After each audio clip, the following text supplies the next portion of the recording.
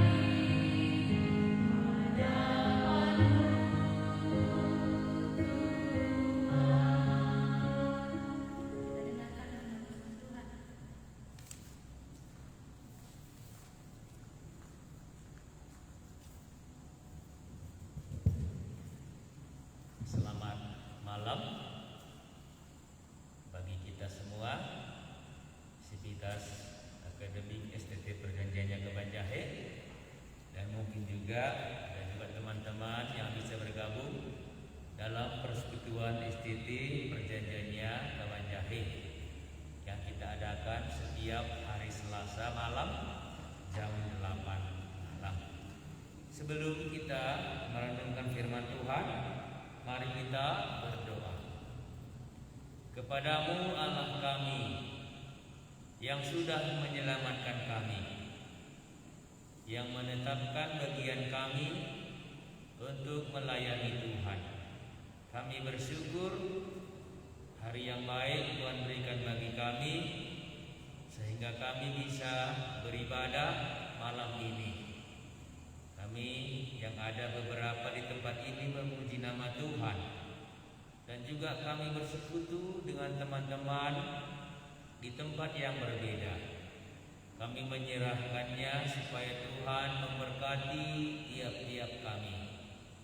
Kalau ada firman-Mu yang boleh kami renungkan, supaya Roh Kudus menolong tiap-tiap kami, supaya kami mengerti keadaan hidup di dalam perbudakan dosa, supaya kami mengerti juga siapakah yang bisa melepaskan kami. Berkatilah tiap-tiap kami. Tambahkanlah kalau boleh ada orang yang hidup dalam perbudakan dosa, supaya boleh dia mendengarkan firman-Mu, supaya dia juga tahu siapa yang bisa melepaskan dia. Terima kasih Tuhan Yesus, dalam nama-Mu kami bersyukur. Amin. Ya. Bagian firman Tuhan yang akan kita renungkan sama-sama dalam Roma pasal 7 ayat yang ke-13 sampai ayat yang 26 ya. Roma pasal 7 ayat yang ke-13. Jadi tadi sudah saya share dalam grup ya WA dua bagian yang akan kita renungkan. Yang pertama, bagaimana keadaan hidup dalam perbudakan dosa ya. Dan yang kedua, siapakah yang bisa melepaskan kita dari perbudakan dosa. Dua bagian inilah yang akan kita renungkan ya.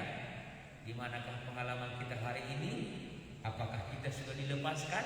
Apakah kita masih diperbudak sampai hari ini? Baik ya, kita akan membaca bersama-sama dari Roma pasal 7 ayat yang ke-13.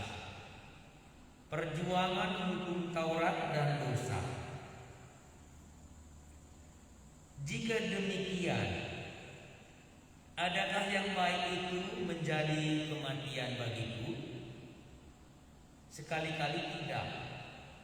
Tetapi supaya nyata bahwa ia adalah dosa, maka dosa mempergunakan yang baik untuk mendatangkan kematian bagiku, supaya oleh perintah itu dosa lebih nyata lagi keadaannya sebagai dosa.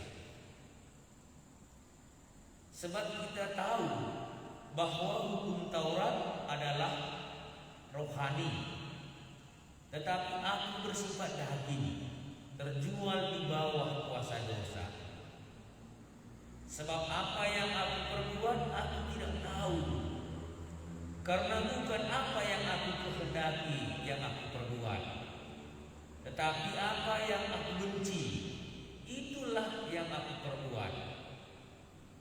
Jadi jika aku perbuat apa yang tidak aku kehendaki, aku menyetujui bahwa hukum Taurat itu baik.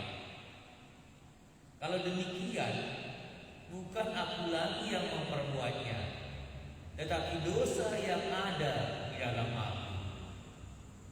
Sebab aku tahu bahwa di dalam aku, yaitu di dalam aku sebagai manusia, tidak ada sesuatu yang baik. Sebab kehendak memang ada dalam aku, tetapi bukan hal berbuat apa yang baik. Sebab bukan apa yang aku kehendaki, yaitu yang baik yang aku perbuat, melainkan apa yang tidak aku kehendaki, yaitu yang jahat yang aku perbuat. Jadi jika aku berbuat apa yang tidak aku kehendaki, maka bukan lagi aku yang memperbuatnya, tetapi dosa yang diam dalam aku. Demikianlah aku dapati hukum ini: jika aku menghendaki berbuat apa yang baik, yang jahat itu ada padaku. Sebab di dalam batinku aku suka akan hukum Allah, tetapi di dalam anggota-anggota tubuhku aku melihat hukum lain yang berjuang melawan hukum akal budiku dan membuat aku menjadi tawanan dosa yang ada di dalam anggota-anggota tubuhku. Aku manusia celaka. Siapakah yang akan melepaskan aku dari tubuh maut ini? Syukur kepada Allah oleh Yesus Kristus Tuhan kita. Jadi dengan akal budiku aku melayani hukum Allah, tetapi dengan tubuh insaniku aku melayani hukum dosa. Inilah bagian firman Tuhan yang akan kita sama-sama lihat ya, sama-sama renungkan. Perjuangan hukum Taurat dan dosa.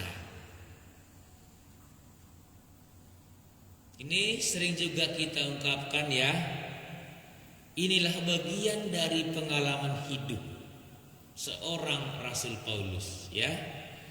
Inilah yang dia alami sendiri. Sebelum dia dibebaskan dari perbudakan dosa. Ya. Dia seorang yang mengetahui yang baik. Seorang yang mengetahui hukum Allah. Bisa kita katakan ini keadaan orang berdosa yang tahu firman Tuhan. Ya. Bukan tidak tahu. Dia tahu. Tapi dia tidak bisa melakukan firman Tuhan. Kenapa? Mari kita lihat ya. Inilah keadaan orang yang diperbudak dosa. Jika demikian, adakah yang baik itu menjadi kematian bagiku? Kenapa ini ungkapan? Karena dia mengatakan karena hukum Taurat aku tahu hukuman menunggu, aku tahu aku sudah melanggar. Iya. Jadi bukan karena hukum Taurat itu aku menjadi bersalah, tidak. Bahkan di sini katakan hukum Taurat atau yang baik itu memperjelas keadaan dosa. Ya. Sekali-kali tidak, tetapi supaya nyata bahwa ia adalah dosa. Maka dosa mempergunakan yang baik untuk mendatangkan kematian bagiku, supaya oleh perintah itu dosa lebih nyata lagi keadaannya sebagai dosa. Karena kalau bukan hukum Taurat berkata jangan mencuri, saya tidak tahu itu dosa. Apa artinya tidak tahu? Tidak menuduh, ya. Kalau kita sering gambarkan hukum Taurat ini seperti cermin, ya. Dengan bercermin kita akan tahu keadaan kita. Ya, rambut saya sudah terlalu panjang karena saya bercermin. Waduh, muka saya masih ada hitam. Tapi ingat, cermin itu tidak bisa memotong rambut saya yang panjang. Cermin tidak bisa membersihkan noda yang ada di muka saya. Tapi cermin tadi bertindak untuk menyatakan, memperjelas keadaan diri saya. Jadi hukum Taurat yang baik itu memperjelas keadaan dosa. Ya. Jadi bukan yang baik itu mendatangkan kematian. Tapi yang baik itu hukum Taurat, belajar firman Tuhan supaya kita mengetahui keadaan kita yang sesungguhnya. Karena kadang-kadang ada berpikir seperti ini, saya tidak usah belajar firman Tuhan. Karena nanti kalau saya belajar firman Tuhan, saya tahu saya sudah melanggarnya, saya tahu tapi tidak bisa melakukannya. Kan itu yang hukuman paling berat. Ada yang berkata demikian. Tapi sebenarnya membaca atau tidak membaca firman Tuhan itu tidak bisa merubah keadaan kita sebagai orang berdosa. Hanya saja kalau kita membaca firman Tuhan akan berbicara kepada kita tentang keadaan kita yang sesungguhnya. Kan itu dosa dalam Roma pasal 1. Ya, mereka tidak mengakui Allah dalam hidup mereka. Iya, tidak memuliakan Allah sebagaimana mestinya. Tidak peduli. Bukan berarti kalau tidak tahu dilakukan tidak salah, tidak. Hanya saja keadaannya itu tidak jelas baginya. Ya, jadi inilah ungkapan bukan yang baik itu mendatangkan kematian. Bukan hukum Taurat itu mendatangkan kematian. Tapi hukum Taurat itu memperjelas dosa yang manusia sudah hidup di dalamnya. Ayat 14 ya. Sebab kita tahu bahwa hukum Taurat adalah rohani, tetapi aku bersifat daging, terjual di bawah kuasa dosa. Jadi kalau kita lihat bagaimana di sini yang dikatakan bersifat daging itu mulai dari Roma pasal 4 itu ayat bagaimana dosa sudah menjalar ya dari Adam sebagai keturunan Adam. Jadi aku ya bersifat daging, terjual di bawah kuasa dosa. Atau dengan ungkapan yang lain, semua kehendak tubuh ini, daging, sudah dikuasai dosa. Karena tidak ada lagi yang baik. Semua orang telah berbuat dosa dan telah kehilangan kemuliaan Allah. Di sini diungkapkan telah terjual. Terjual artinya tidak ada lagi kuasanya di situ, tapi sudah berpindah kepada siapa? Kepada kuasa dosa. Ya, sudah terjual di bawah kuasa dosa. Jadi sudah di bawah kuasa dosa. Makanya kita sering ungkapkan di sini dosa. Di sini bukan hanya perbuatan ya, tapi dosa di sini oknum pribadi, kuasa yang mengendalikan ya, yang mengatur tubuh manusia tadi. Aku bersifat daging, terjual di bawah kuasa dosa. Apa buktinya ya? Sebab apa yang aku perbuat, aku tidak tahu. Kenapa di sini dikatakan tidak tahu? Bukan dia tidak tahu melakukan dosa. Yang dimaksudkan di sini aku tidak tahu karena bukan apa yang aku kehendaki yang aku perbuat. Ini sering ungkapan, aku tidak tahu lagi nih. Apa maksudnya?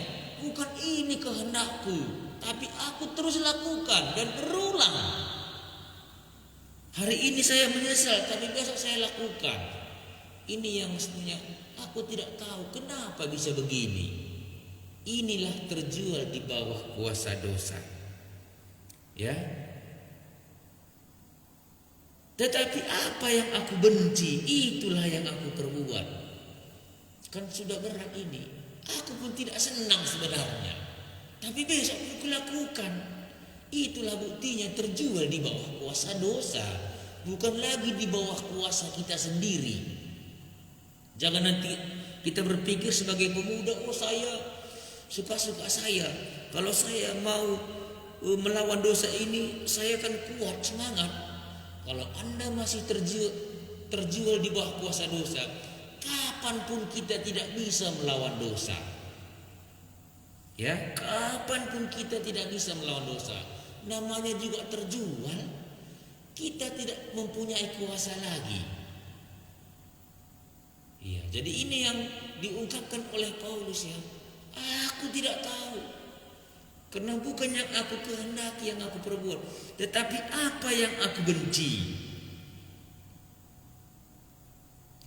Ayat 16. Jadi jika aku perbuat apa yang tidak aku kehendaki, aku menyetujui bahwa hukum Taurat itu baik.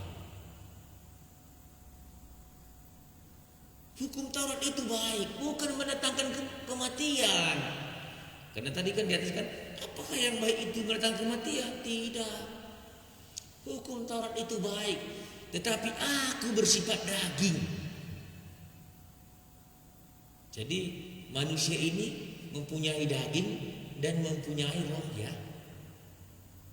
Jadi ada batin ya. Jadi daging tadi sudah terjual di bawah kuasa dosa. Makanya kalau kita lihat semua kehendak daging ini, adakah yang baik? Mata memandang, adakah yang kalau kita menurutinya? Bagaimana keinginan mulut, bagaimana keinginan hati, bagaimana keinginan tangan dan kaki, semua sudah dikuasai oleh dosa. Iya. Ayat 16 tadi, jadi jika aku perbuat apa yang tidak aku kehendaki, aku menyetujui bahwa hukum Taurat itu baik. Kalau demikian, bukan aku lagi yang memperbuatnya, tetapi dosa yang ada di dalam aku. Inilah membuktikan sudah terjual ya. Karena ada dalam hati ini membuat mau melakukan yang baik, tapi tubuh ini sudah terjual ya. Kehendak yang keluar itu kehendak dosa. Iya, bukan lagi aku yang memperbuatnya, tapi dosa yang diam di dalam aku. Yaitu ya, kita lihat ya. Sebab aku tahu bahwa di dalam aku, yaitu di dalam aku sebagai manusia, tidak ada sesuatu yang baik. Secara tubuh di dalam aku sebagai manusia tidak ada sesuatu yang baik. Sebab kehendak memang ada di dalam aku, tetapi bukan hal yang berbuat apa yang baik. Biasanya kehendak ini kan dikendalikan oleh pikiran, dikendalikan oleh kemauan tubuh. Tidak ada yang baik. Makan ini mau enak, tapi kerjanya jangan susah. Itu kehendaknya keluar. Itulah terjual di bawah kuasa dosa. Hari ini pun kan itu keinginan banyak orang yang tidak capek tapi hasilnya luar biasa. Iya. Yang tidak banyak perjuangan. Iya. Jadi ada kehendak, tapi bukan apa yang baik. Itulah sebagai manusia ya. 19. Sebab bukan apa yang aku kehendaki yaitu yang baik yang aku perbuat, melainkan apa yang tidak aku kehendaki yaitu yang jahat yang aku perbuat. Jadi jika aku berbuat apa yang tidak aku kehendaki, maka bukan lagi aku yang memperbuatnya, tetapi dosa yang diam di dalam aku. Ini 2 kali diulang ya.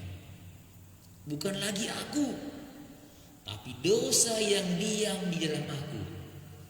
Karena aku sendiri tidaknya menghendakinya, bahkan aku sendiri membencinya. Saya pernah mendengar kesaksian teman saya yang hidup dalam dosa. Saya begitu tukar pikiran ya, saya ungkapkan bagaimana melakukan yang baik. Keluar pengakuan ini, aku tahu itu baik katanya, tapi aku tidak bisa melakukannya. Aku tahu itu apa yang baik, tapi aku tidak ada kekuatan untuk melakukannya. Itulah terjual di bawah kuasa dosa. Ya, terjual di bawah kuasa dosa. Iya, 21. Demikianlah aku dapati hukum ini, jika aku menghendaki berbuat apa yang baik, yang jahat itu ada padaku. Seperti ada hukum dua di dalam hati kita ini. Dia tahu yang baik, tapi yang dia lakukan yang dia tidak kehendaki. Sebab di dalam batinku aku suka akan hukum Allah. Ya, dalam batinku aku suka akan hukum Allah. Tapi sudah mati kan begitu ya. Dahulu kamu mati secara rohani. Ada di situ tapi sudah mati, tidak bisa melakukan. Perlu dihidupkan lagi. Di dalam batinku aku suka akan hukum Allah, tetapi di dalam anggota-anggota tubuhku, sebagai manusia, sebagai tubuh yang mempunyai daging kan begitu ya. Tetapi di dalam anggota-anggota tubuhku, tangan, mulut, mata, kaki, pikiran kan begitu ya, semua. Aku melihat hukum lain yang berjuang melawan hukum akal budiku dan membuat aku menjadi tawanan hukum dosa. Sudah terjual ya. Ini jangan nanti kita pikir, oh kalau saya bisa bebas, bisa saya melakukan yang baik, nanti waktunya saya lakukan. Sudah terjual menjadi tawanan. Ya, hari ini orang yang belum dibebaskan dari kuasa dosa seperti seorang tawanan. Dia tidak mempunyai kekuatan untuk melakukan apa yang dia kehendaki, apa yang ada di dalam batinnya sendiri, apa yang baik. Tapi bagaimana dosa menuntun dia, begitulah dia hidup. Kalau inilah kita renungkan, kalau kita melihat orang yang diperbudak dosa hari ini, kita bisa berdoa supaya dia bisa lepas ya. Karena dia sendiri pun menyesal, dia memang betul-betul menyesal. Memang betul-betul dia tidak mau melakukan itu, tapi dia sudah terjual. Dia tidak ada daya untuk melawan dosa itu. Iya. Jadi ada hukum ya yang berlawanan ya, yang melawan akal budiku, yang ada di dalam anggota-anggota tubuhku. Jadi bagaimanakah keadaan orang yang hidup dalam perbudakan dosa? Ayat 24 ya. Inilah menjadi kesimpulan sementara ya. Aku manusia celaka. Kenapa? Karena dia tahu yang baik, tapi dia tidak bisa lakukan. Aku manusia celaka. Kalau hari ini pun kita masih hidup dalam perbudakan dosa, sebagaimana Paulus menyatakannya, aku manusia celaka. Karena aku tahu yang baik, tapi yang jahat itu yang kulakukan. Siapakah yang akan melepaskan aku dari tubuh maut ini? Tubuh maut. Ya, aku sebagai manusia yang mempunyai daging sudah terjual di bawah kuasa dosa. Ya, yang memiliki tubuh maut ini. Tubuh maut apa? Tubuh yang sudah dikuasai oleh dosa. Siapakah yang dapat melepaskan aku? Tadi kita sudah uraikan ya. Dosa di sini bukan hanya perbuatan, tapi dosa di sini sudah ada oknum yang menguasainya, ada pribadi. Jadi yang melepaskan kita dari perbudakan dosa juga ada pribadi. Siapa? Ya.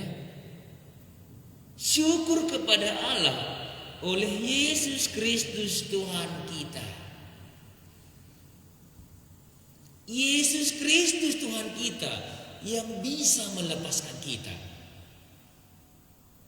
Kita tidak bisa melakukan dengan usaha kita sendiri. Karena kita sudah terjual di bawah kuasa dosa.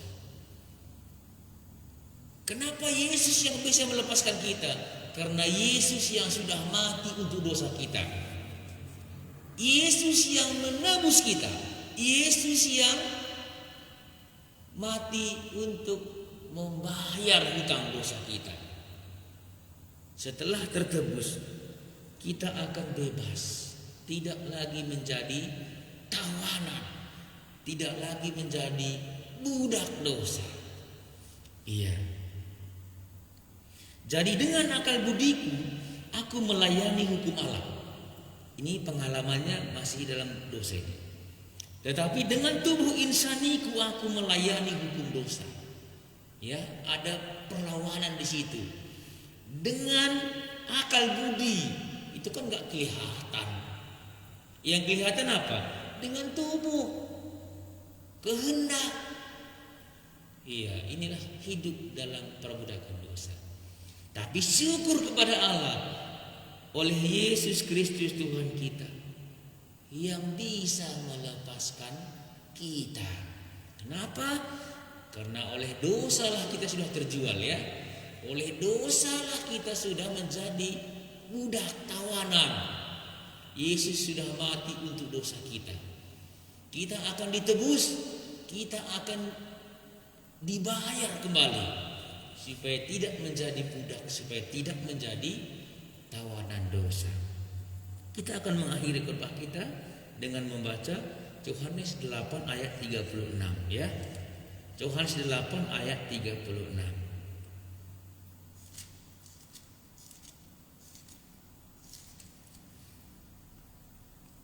Yohanes 8 ayat 36.